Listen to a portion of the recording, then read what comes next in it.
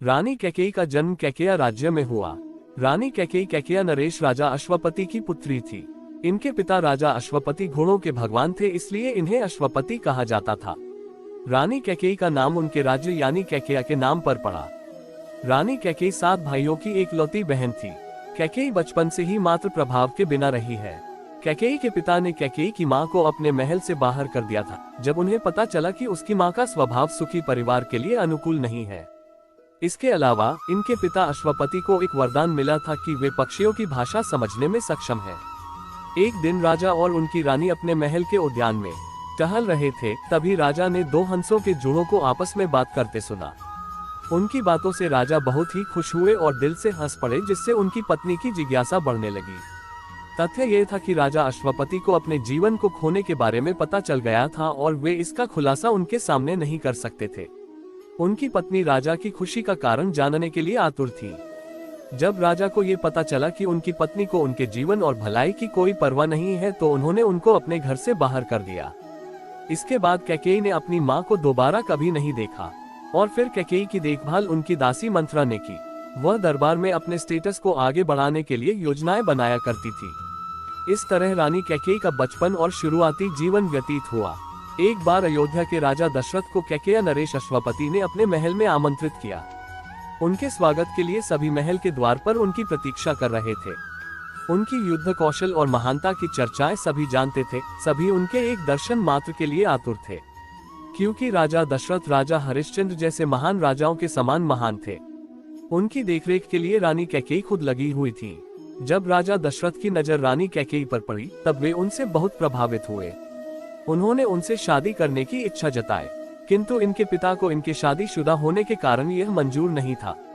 फिर राजा अश्वपति ने राजा दशरथ से एक वचन मांगा कि रानी कैकेयी का पुत्र ही अयोध्या का उत्तराधिकारी बनेगा। राजा दशरथ की पहली पत्नी कौशल्या का कोई पुत्र नहीं था, तो उन्होंने यह वचन ऐसे ही दे दिया। इसके बाद अयोध्या के राजा दशरथ से रानी कैकेयी की शादी हो गई, किंतु शादी के बाद वे भी मां ना बन सकी। इसके बाद राजा दशरथ की शादी सुमित्रा से हुई, जो कि काशी के राजा की पुत्री थी, किंतु वे भी मां नहीं बन सकी। फिर परिणाम ये निकला कि राजा दशरथ पिता नहीं बन सकते थे।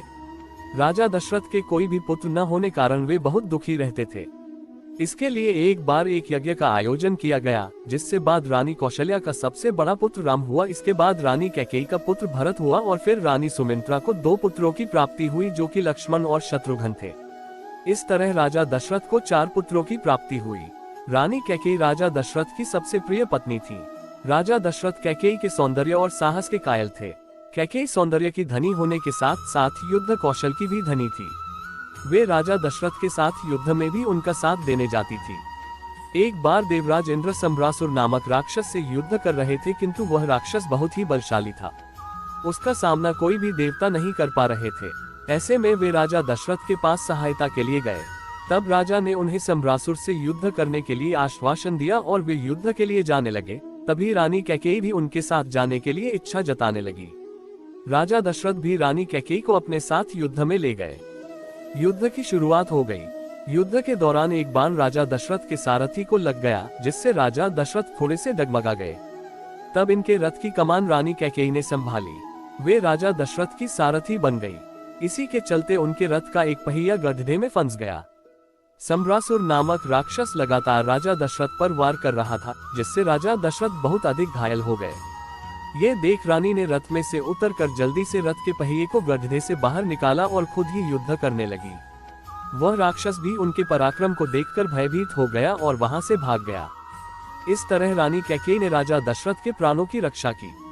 राजा दशरथ भी रानी कैकेयी से बहुत प्रभावित हुए। उन्होंने रानी कैकेयी को अपने 2 मनचाहे वरदान मांगने को कहा। रानी कैकेयी ने राजा दशरथ से कहा कि आपके प्राणों की रक्षा करना ये तो मेरा कर्तव्य है, किंतु राजा ने उन्हें फिर भी वरदान मांगने को कहा। रानी ने कहा कि अभी मुझे कुछ नहीं चाहिए, इन 2 वरदानों की आवश्यकता भविष्य में जब कभी पड़ेगी तब मैं मांग लूंगी। तब राजा दशरथ ने उन्हें भविष्य में 2 वरदान देने का वादा कर दिया। दोस्तों, चैनल को लाइक एंड सब्सक्राइब करना। जय श्री राम दोस्तों।